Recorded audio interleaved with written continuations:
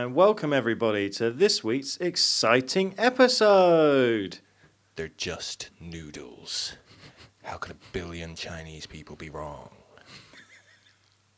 That sounds like Futurama. It's not. It's not. It's not. Can you guess? I'll give you 1 million pirate points if you can guess it. Simpsons? Nope.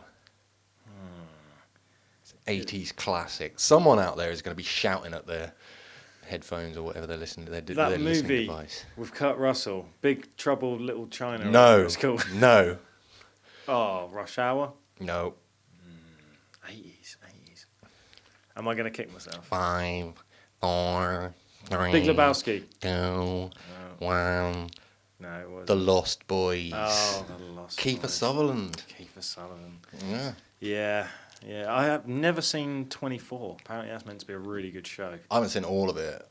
I think I started watching the first season, and because it's like in real time, isn't it? Every hour of the show is an actual hour that passes. Yeah. And yeah, I kind of got bored. Does that mean there's only 24 episodes altogether? If it's called 24.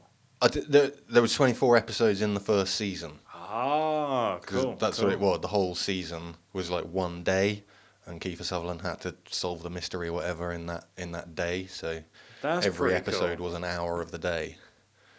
I like that. And I remember my girlfriend at the time liked watching it. And I can't remember if it might have been like season 3 or 4 or something like that. And Kiefer Sutherland had got to drive for like 5 hours across America. Literally half the season, he's just in a car, just doing nothing. It was just dead boring.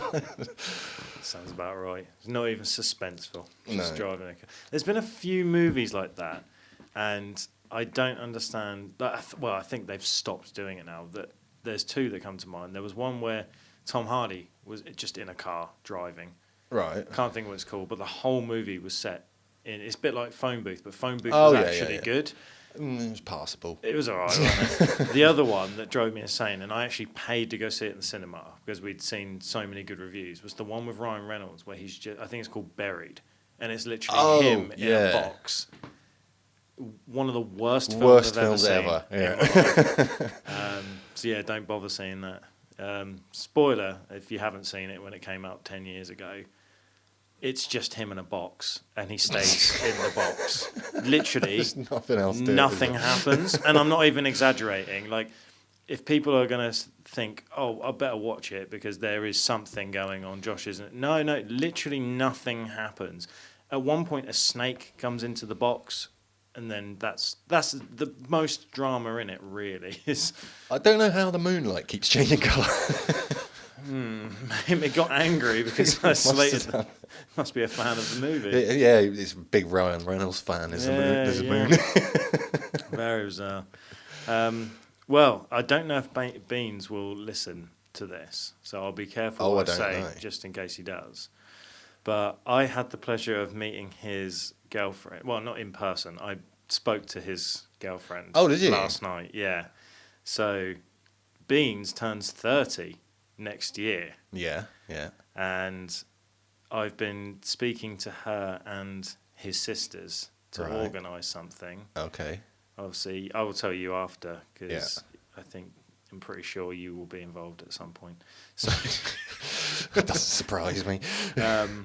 But it was hilarious because last night she had obviously told Beans that something was happening because it's his big 30th. Yeah. So he's requested karaoke and things, and he's requested either a meal or a party or whatever. And, we'll just have the disco mix. Disco mix, fine. And I was saying, so I was chatting to his girlfriend and his sisters in one group whilst also talking to Beans, because Beans is trying to message me to find out because he doesn't like surprises. Right. So he's like messaging me, being like, oh, is it this, is it that? And I'm just like, no. So then I thought I'd actually try and flip it around and throw a few red herrings out there so he'd kind of back off a bit. Yeah. So my opening one was, how do you feel about lizards and goats being in the same room?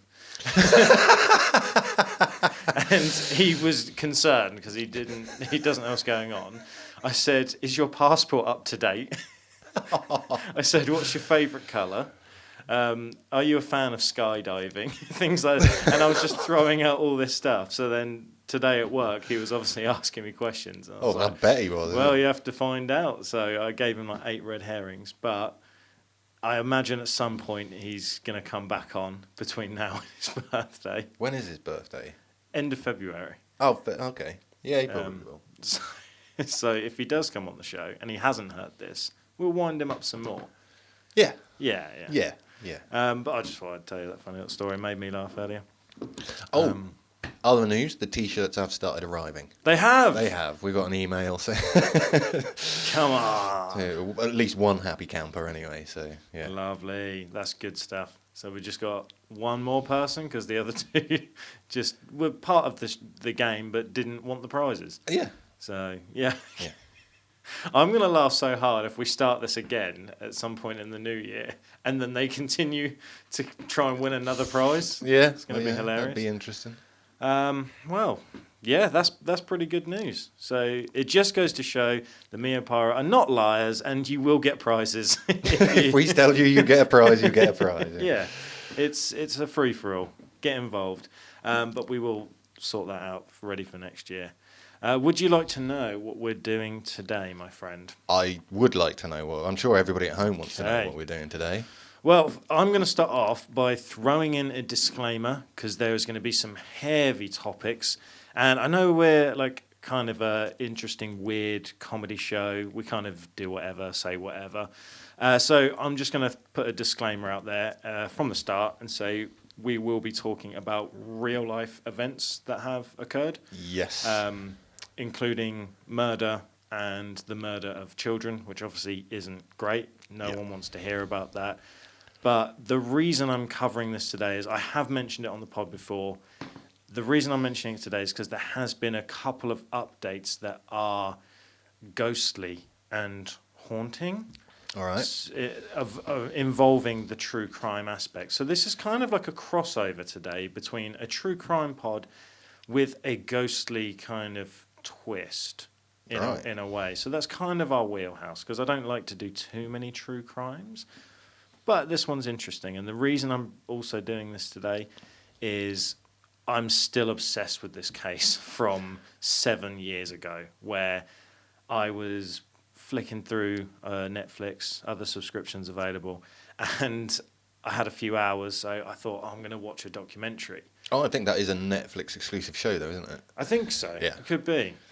And I was flicking through, what documentary did I watch? And that popped up. And I'd already watched it first. Like, I'd watched it years ago when it first came out. Yeah. Then we heard about all the information in between about the ghosts and the voices and things like that, which I will move on to. But I hadn't watched it since, if that makes sense. So I only watched it when it first came out. Yeah, and then you probably ought to tell the people what the case is at this point. It's a very good point. Talking about a TV program, and they go, "What one is it?" Yeah. It's the Watts family murders, and I'm sure the show on Netflix is American Murder Family Next Door. Neighbours Next Door, or something like that. I think something along those lines. But if you see a man with a shaved head and a wife and 2 children, that is the show. Mm-hmm. But yeah, it was after the fact that we'd heard all this information about this awful thing that had happened. We'd seen the clips and stuff, but I'd never watched the documentary again. You know, when you watch it the first time, you're not really looking out for ghosts and apparitions and things like that. No. So I rewatched it, reigniting my flame of like, I can't believe this actually happened. Went down a rabbit hole again, and I watched it looking out for those things. Yeah. They are in. They are. They are in it. So that's the thing. I think you watched it before I did originally. Mm-hmm. And by the time I watched it, I'd already heard that there were like ghostly voices and stuff like, and the apparition of the little child at the top of the stairs or whatever it is. So when I first watched it, I was looking out for it. Yeah. And like you say, it is actually all in there. You can see it, and it's nuts because there are people that will say it's made up, it's edited or whatever, but it is illegal to edit or change police footage. We've mentioned this several times on. So police footage is genuine. It is what it is. And I have to say, after watching this a second time and noticing all of these things, and then hearing updates from people that have moved into the house, which it has exchanged a fair few times, but no, it took a long time to sell. Oh yeah, it took a long time. It was up for nearly $800,000, and they had to drop it down to, I think it was $550,000 that it sold for in the end. Yeah, it was like 580,000. $580,000, yeah. But it exchanged, I think, 3 times, possibly 4, right. Because there was people, they moved in, they were there for like barely a year. They didn't like the atmosphere and the vibe, and obviously what happened. People obviously want to keep their identities secret, and living in a very infamous house, that's kind of difficult to do. Yeah, and I will get to that, because that is pretty crazy, some of the stuff that people have done, like involving the house. So I'll just do a little kind of summary of what happened. So I'll get the nasty bit out of the way, so then we can kind of move on and, focus on the paranormal aspect. Not necessarily the awful tragedy that happened to this family. So, excuse me. So in the early hours of August 13th, 2018, in Frederick, Colorado, Christopher Lee Watts murdered his pregnant wife, Shannon, who was 34, by strangulation, and then he murdered their 2 children, Bella and Celeste, 4 and 3, all by suffocation. He buried Shannon in a shallow grave near an oil storage facility and dumped his children's bodies into a crude oil tank. Watts initially maintained his innocence in his family's disappearance, but was arrested on August 15th after confessing in an interview with detectives to murdering Shannon. Months later, he also admitted to murdering his own children. Awful, awful stuff. Horrible. On November 6th, 2018, Watts pleaded guilty to multiple counts of first-degree murder as part of a plea deal when the death penalty, which was later abolished in Colorado in 2020, was removed from sentencing. He was sentenced to 5 life sentences without the possibility of parole, 3 to be served consecutively. I'm not really sure on the American justice system, but it says here, to sum it up, 3 life sentences plus 84 years, which it's a lot. It's a long time. Isn't a life sentence like technically 25 years or something? Is that in America? I know it is over here, but I could be wrong on this. I think a life sentence is 30 in America. 30? Yeah.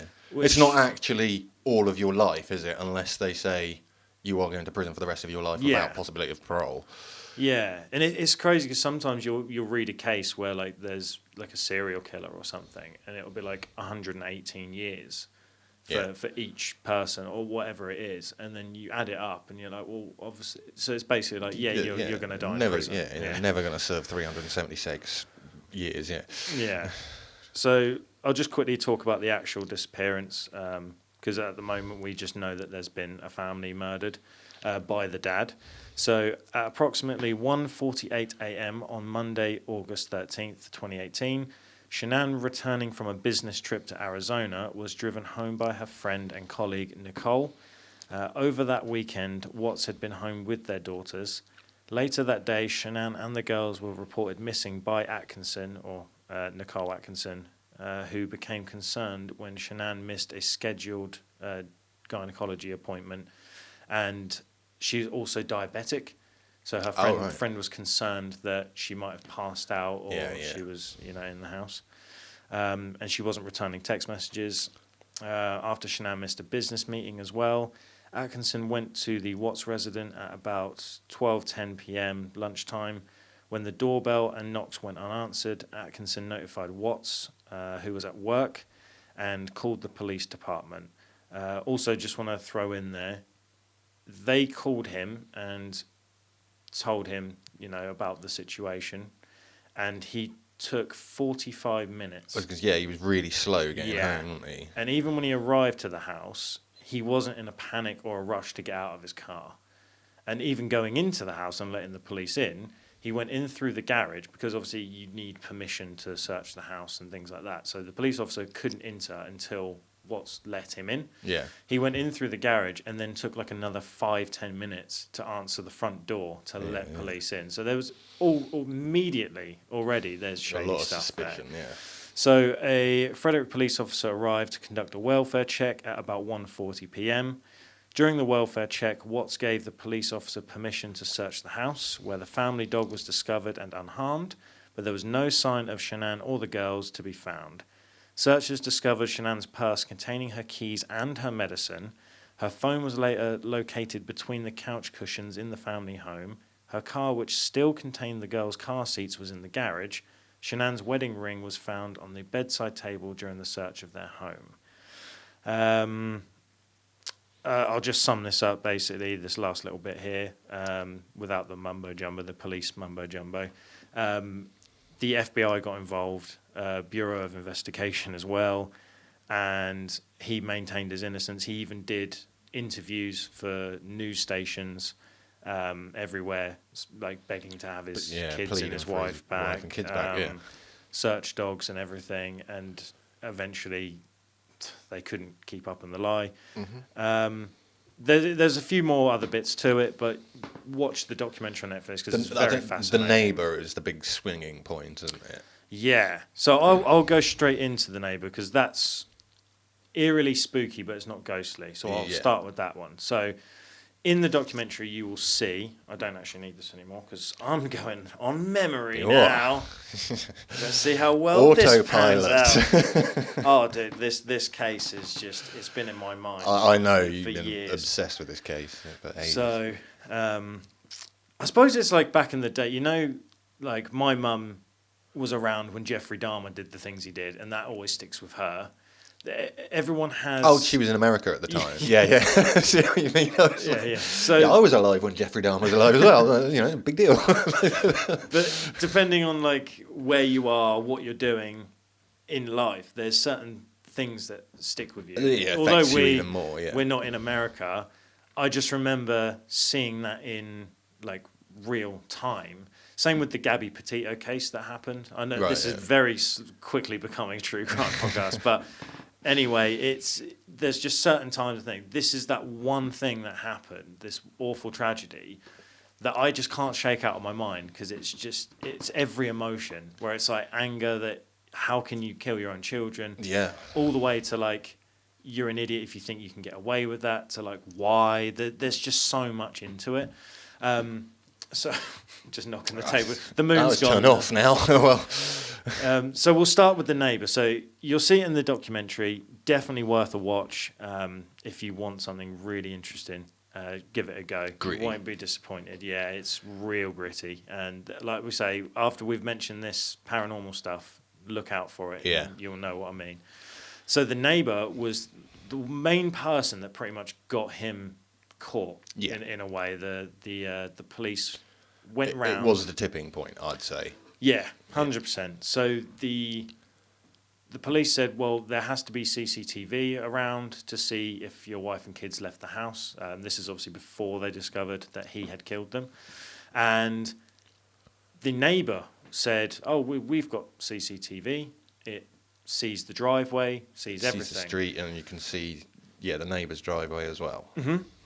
Yeah, you can pretty much see everything you need to. You could definitely tell if someone left in and out the front door, basically. Well, you could even see that he'd reversed his truck halfway into the garage. Mm-hmm.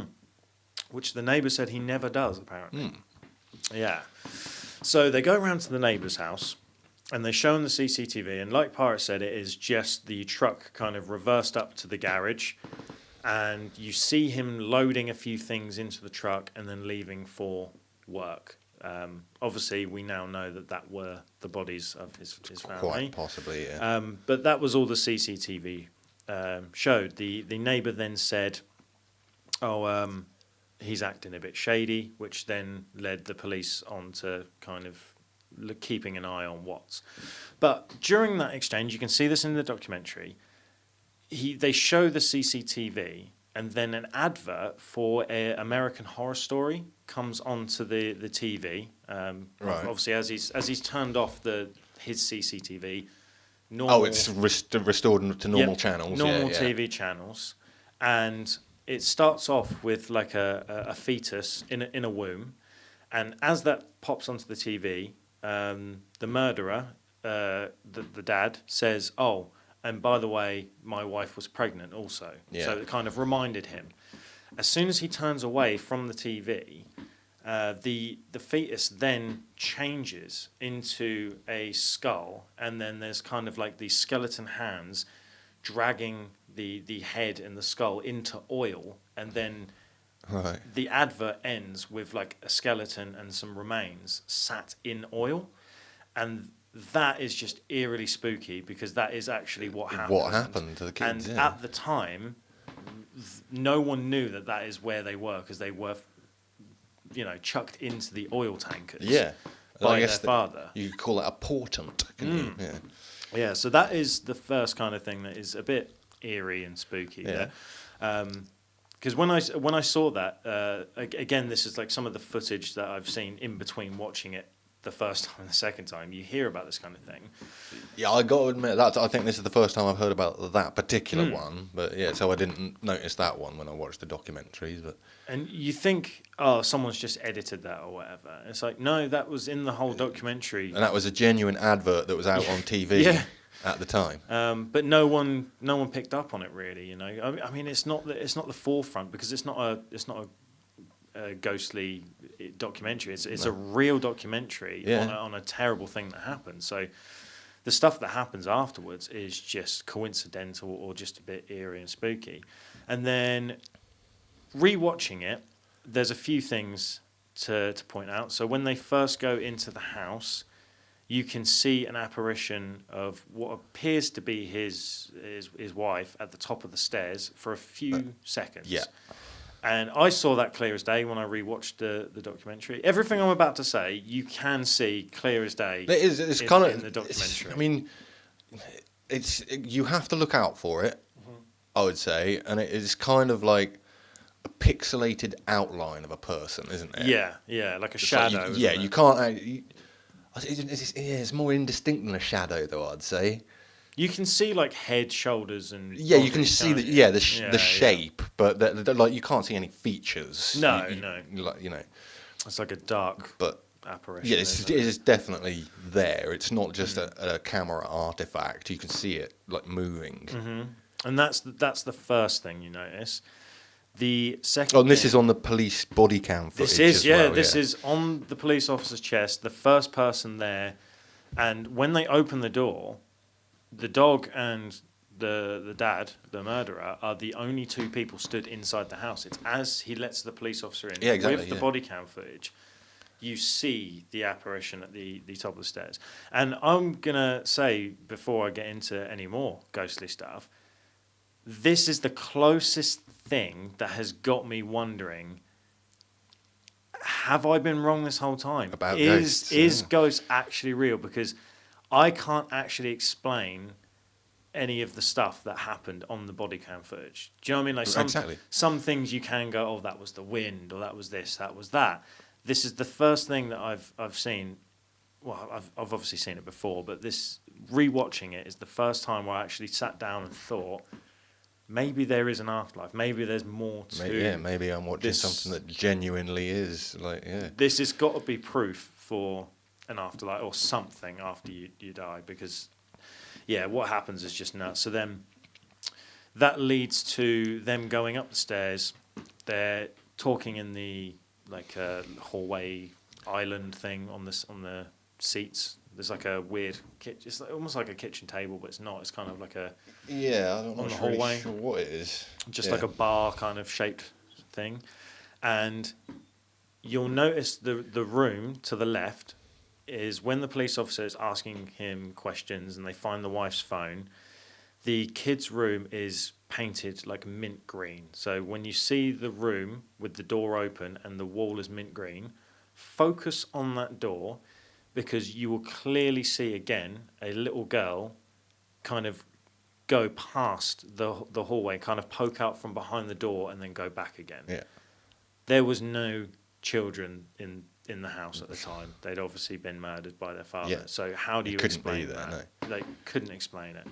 So that's the other thing. That actually happens twice, I'm pretty sure. Right. I think I clocked it twice. One clearer than the other. I think the first time you can see like almost just through the gap of the door in a way. Yeah. But then there's the other time it happens. It's almost like someone's kind of just like peeking around and then coming back again. It's very odd. And that's the thing. That's normally the kind of thing that you'd see on like YouTube or TikTok or something, and you just think fake every time. But again, this is police body cam footage. Like they don't edit that stuff. And also, it is worth adding that people found this after the release. The documentary, because the documentary is not about ghosts. It's not about it. It is documenting the catch of the killer who was the father. So when they put this documentary, it wasn't until they'd released it that people watched it and thought, was that like a little girl, or did I hear that? Or it was viewers that actually found the paranormal activity within the videos, wasn't it? Yeah, so it's not been edited because it is a police body cam footage. So that was the other. I wonder actually if they would have released it the way it was, if they'd have realised that there was actually paranormal footage in there. It's a good question, isn't it? I mean, I imagine the editors must be good at their job. Yeah. So did they see it and think, oh, well, that's just nothing, it's just a bit of shadow? We don't know what was going through their minds. Did someone see it and spot it? Hey, mate, things get past editors all the time. Look at the coffee cups in Game of Thrones, and there's their coffee cups. In Game of Thrones? Starbucks cups in Game of Thrones. No way. way. Look at the Land Rover that's driving in the distance in Lord of the Rings. Things make it past the editing process. Yeah. There is one in Star Wars as well, where when they're battling in the lava on Mustafar, and it's like Anakin before he jumps, or like as he's jumping. They didn't edit it, but one of the like sound crew or something is literally like for a split second behind Anakin in the lava. Oh, is he? Like, of like one frame. Yeah, literally one frame. If you pause it just right, there's like a shocked bloke just like behind Anakin. But yeah, you are right. The things get missed all the time, so it is possible that they just released it and didn't think anything of it. The other one was when they got the sniffer dogs, the canine unit, into the house to look for things. This is also in the documentary. You can check this all out. Everything I'm saying today. The walk-in wardrobe, and when they're walking across the landing. So there's two women with two dogs, I believe. They walk into the child's bedroom, and you hear very faint giggling. Yeah. And they don't even notice that one. Nope. That's kind of just like you have to really listen for that one. Did the police notice any of the audio? They did. Was it the second one that they noticed? The second one. Yeah. So the first one, you have to kind of listen for it. It's like as they walk into the room. It's just this little giggle, isn't it? Tiny, tiny giggle, but it's not really that noticeable. It's when they walk into the children's playroom, like their closet. Yeah. One of the police officers actually does acknowledge it, and she hears it, because she says, oh, I think I must have stood on something, like a toy, like a child's toy or something. Okay. Because you can fully hear two children giggling when they walk into the room, to the point where they heard it. And she walks out of the room and walks back in to see if it was like, because you get those toys that are like you walk past them and they yeah. So like she walks out of whatever. And she thought that maybe her or the dog would have stood on one as well. So they actually walk out of the closet and walk back in, and it's just silent. And they both look at each other, and I can't quite remember. I think one of them says like, "Oh, you heard that too?" And she's like, "Yeah." And then they just carry on with the dogs, looking for the scent and things like that. But you clearly hear giggling. Yeah. So there has been updates on the ghost front of this house, I suppose, because I imagine there is a lot of unfinished business in the house, a lot of trauma. Yeah. I mean, 1 minute... These things can linger, can't they? Yeah, and I would imagine Shanann and the two children, although they would have been happy, positive, lovely, happy people, it doesn't matter necessarily. I think if they went out in a bad way, I wouldn't say their spirits are evil by any means. Do you know what I'm trying to say? Like, I know what you mean. There can still be a presence, even if the people were lovely, because of the way they were taken out of the world. I think, like it says in The Crow, sometimes things happen that are so bad that it lingers around, doesn't it? You know, that misery, that depression, that, how did I end up like this? Mm-hmm. Sort of that, it just sort of stays permeated in the walls, doesn't it? Yeah, like if you can feel it in the air kind of thing, can't you? So I can imagine that you've gone from being a happy family, you know, you're expecting your third child, everything is good, and then all of a sudden, murder. Like, it's awful. Unbelievable. I still can't wrap my head around it. Well, we haven't actually explained why he did it. That could lead into another little weird link. Okay.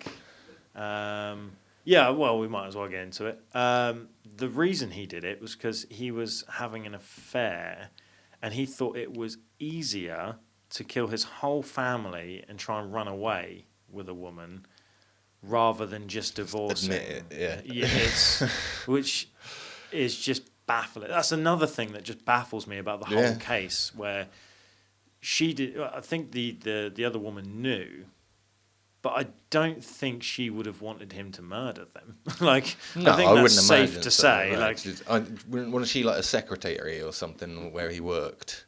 I think so. I'm not 100% because the documentary doesn't talk about it that much. Well, she worked at the same company as he did anyway, didn't she? Yeah, and they found the messages on his phone because he deleted everything and thought, I've got away with that, but then doesn't think that the FBI have ways of finding deleted messages. Carrier signals and things like that. Yeah. But that is one interesting thing is in the notes of... With this, what I'm about to say, it's always odd, isn't it? Because you read things online, but there's no actual way of finding out if it's true or not. Do you know what I mean? It's just kind of like you read a couple of news stories or articles, and then you see it 2 or 3 times, and you think, oh, okay, well, that must be true. But then you don't actually know if it's true. But one thing I did read was the woman that he had an affair with was called Nicole, and in the notes of Shanann, when they were expecting their third child, allegedly in the diary there was notes for boys' names, and first and middle name was Nico and then Lee. Which obviously is odd at the fact that because she didn't wonder whose suggestion that was then. Because from all accounts she wasn't aware of the affair or anything. No. If that is the case, that's eerily spooky as well. It's almost like predicting what's gonna happen there. But that is why he was decided to commit family-aside, I think is the actual word for it. Yeah. Family-aside. There's another one that it sounds so brutal. It's like a family annihilator or whatever. Oh, right, and I'm like, gee, that sounds so harsh, man. Yeah. Well, I'm excited to hear about these updates because... the house, like I said before, the house did exchange a few times. It did take a while to sell because of the atmosphere and everything that had happened. So when it finally did sell, I'll get on to the current owners at the moment later on, but when it first got bought, there is a soundbite of someone walking across the landing. There's 2 voice notes. Well, say voice notes. Captured basically. Yeah, right. And one of them... EVPs, that's it. One of them is you can hear Shanann say, this is our home. But it's like, it's all whispered. So it's like, this is our home. Yeah. And you clearly hear it.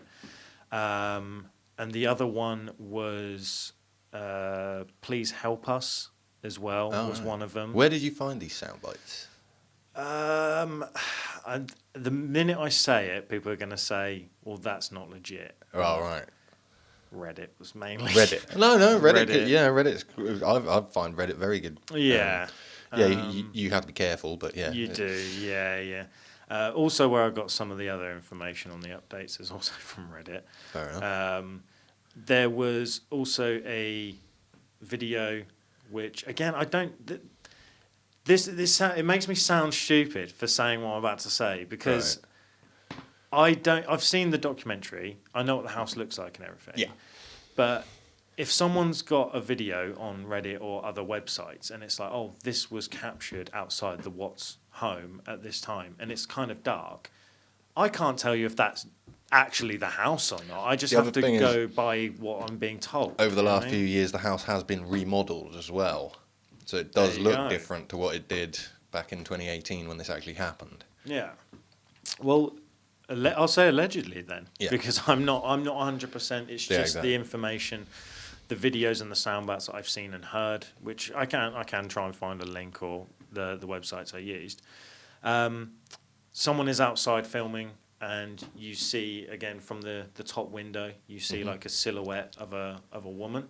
Right. But there's no. This is when the house wasn't occupied at the time, when they were struggling to sell it.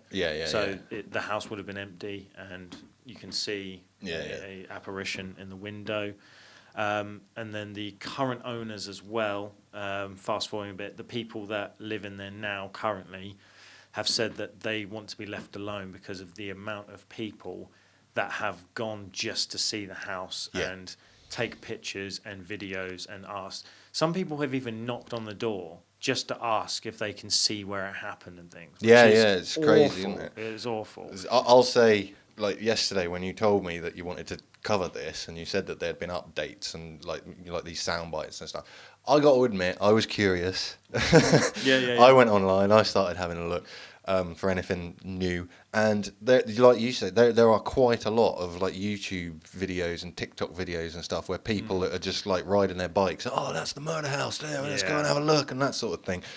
And then I found one TikTok account that was basically just a video that was made out of photos. That again showed apparitions in the children's bedroom window, two short figures. Some kind of ghostly face, but you couldn't tell like what the picture was actually of. Just generally stuff like that. Pictures of the house. Nothing really that I felt was like that was bringing anything to the story or to it. Yeah. And the new owners have actually been captured on police body cam. The footage. New owners? Yes. Oh, okay. Their faces are blanked out, but the police were called to the same house for domestic violence. Ah, okay. Yes. Now, I'll quickly summarise. The mum and dad, the people that had bought the house, were having an argument. The wife was drinking wine.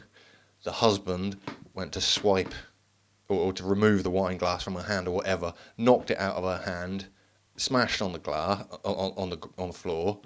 She's obviously had a few drinks, got emotional, rung the police. The police have come out.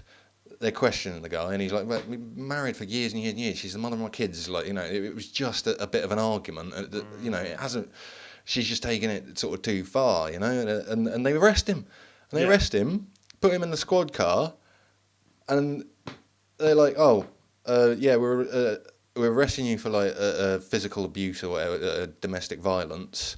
And by the way, because your children witnessed this happening, you're now being charged with child abuse as well." And he's like, "Oh, FFS, it happened to the last guy that was here." Yeah. Maybe there's some sort of atmosphere. Bad juju, mate. Yeah, it's a tough one because I feel like it depends on if you. I just thought that was some rotten luck for that guy. It was literally just an argument between him and his missus that she's taken to heart, called the police involved and everything. And now his life is like going down the bloody toilet because of the American legal system. The American legal system is wild. My cousin told me the other day. I will circle back to it, but my cousin told me the other day that they have like an open carry law or whatever, not an open carry, open container law. Oh, so, yeah. I find this baffling. So, say if I'm designated driver, and I take you and a couple of mates, and we go to a gig, and you 3 guys are drinking, and I'm designated driver, stone cold sober, have been all night, not a drop. No, you get done. If I get pulled over and they find an open like can or anything, I get done for drink driving, even though I haven't had a single sip. Yeah. That's ridiculous. It's... Yeah. It's stupid. I cannot fathom how idiotic that rule is. Like, I can't wrap my head around it. But yeah, that is the case of it. If there is any more updates, I will keep you guys updated. But as for now, the current owners have said that they want to be left alone. So leave them alone. Don't go and try and see the house. By all means, watch the documentary because it is... That shows you everything that you want to see. Yeah, that is where most of the ghostly things happens anyway. And yeah, it's fascinating to me because it's not filmed as a paranormal thing. No, but I like the fact that it's just something that you've watched because you're interested in it anyway, and it is now actually possibly maybe you start to believe. It's the only thing that has, to be fair, man, because there's literally no explanation for that. Yeah. Like we know with the dates and the times and the evidence and everything that occurred and everything that happened, we know that those poor souls were gone at that time. Yeah. So how do you explain the voices that are clearly heard, the giggling clearly heard, the apparition of the girl in the little girl in the kids' room, the one at the top of the stairs, although it is very quick. Very, very quick. Very quick. It is a split of a second, if not 1 second. You could debunk that in a way and say maybe it was a shadow because there's lights on at the top of the stairs. Maybe a camera artifact, something like that. But the actual giggling voices of the 2 poor girls, and the police acknowledge it on the documentary. They acknowledge it. That to me is the biggest bit of evidence I've seen for paranormal. And that is why I've brought that to the table. And I urge everyone, if you have Netflix, please watch that documentary. I'm pretty sure it's called The American Murder Family Next Door. Family Next Door, I think, something like that. I probably should have looked up the exact title before we recorded, but in Josh fashion, it wouldn't be my research if I didn't mess something up. But yeah, please watch it and look out for those ghostly activities and the things. And that's pretty much all I got on it. It's very fascinating. It is a very fascinating case. It's the one crime, man, that I can't stop thinking about. It's like that trend that happened last year where people were saying about the Roman Empire. Like, it was a trend. Yeah. When was the last time you thought about the Roman Empire? Yeah. It's like, when was the last time you thought about the family next door for that documentary? Yeah. It's like, for me, it's like at least once a week where I'm just like, how did he do it? Why? Like, it's just... It is a baffling case, isn't it? How you go from like an idyllic family to then having an affair and then thinking, well, actually, it's probably easier to wipe my family out than it is to just leave. Which is just baffling, isn't it? Absolutely baffling. Yeah. But it's just I guess it's a case of a guy who wanted it all, he wanted his cake and eat it, sort of thing, Because like, if he leaves his wife, then... Not necessarily got custody of the kids, although in America that's different, isn't it? In this country, it pretty much always goes to the mum unless the circumstances are that devastating. But in America, it's 50-50. Yeah. So potentially could lose his kids, potentially could lose his house, potentially could lose his job over this affair. So really, I mean, I guess, he wanted his cake and eat it. So he wants to keep his job, he wants to keep his house, he wants to keep his nice lifestyle, and he wants a new missus. So let's just eradicate the last one. Yeah, it's kind of heavy. It's kind of extreme. Yeah, it's the arrogance of someone like that to think that they can even do the act, but then also to think that they can get away with it is it's nuts. But that guy is an absolute piece of. I was going going to say, you want to hit that a bit harder. I've never disliked anyone more on any documentary or any TV show because I just can't wrap my head around it. So, yeah, terrible situation, but I'm glad that guy is locked up for the rest of his life and he will never get let out of prison. No. And well deserved. And if he was to get shanked in prison, I would be probably happy. Wouldn't it be a bad thing? Yeah, it would not be a bad thing. So. Much like the guy from the Lost Prophets. Yeah. We all hailed about that one. Yeah. It's the one time, well, not the one time, but it's the more modern time in history where one person actually got murdered in prison. And everybody goes, everybody was just like... And then there was even people like... Yeah, like it was a joyous day where I didn't see not a single person was like...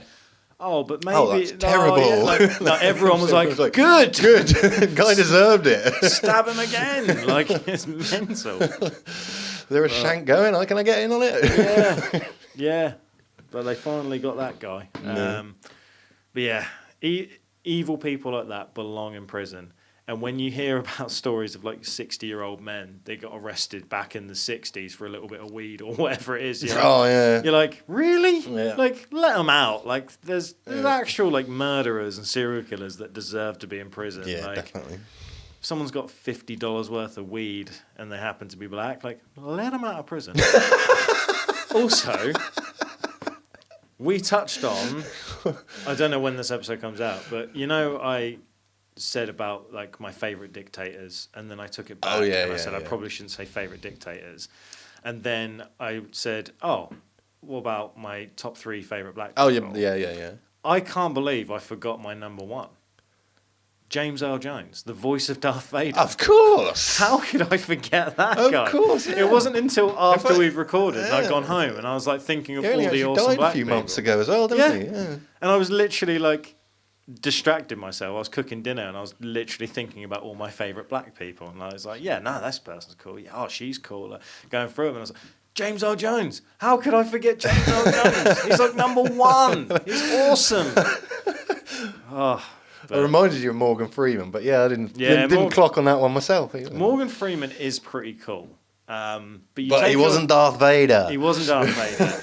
And if you take away the voice for Morgan Freeman, what is he?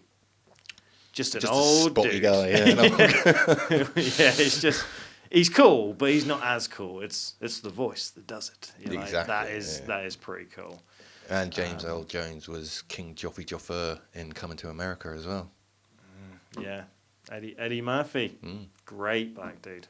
See, but there you go. See, there's another film that he was actually in, and we were talking about. Didn't even think about it. Didn't even occur to us. But if there's any other, races you want me to give top 3s for, I can do top 3 whites. I can do top 3 Asians. I've got loads.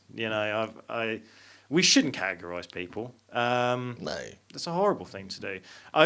Because of that, I've also got my top 3 everyone list. Men, women, all races. That's fair. I've got favourite people in all categories, and some not even in categories. I've even got my top 3 they thems. So if you want to hear about that, down in the comment section. To be honest, I can't think of 3. No, I was going to say, to be honest, I think we probably have to make that like a Patreon special or something. So I don't think many people are actually going to tune in.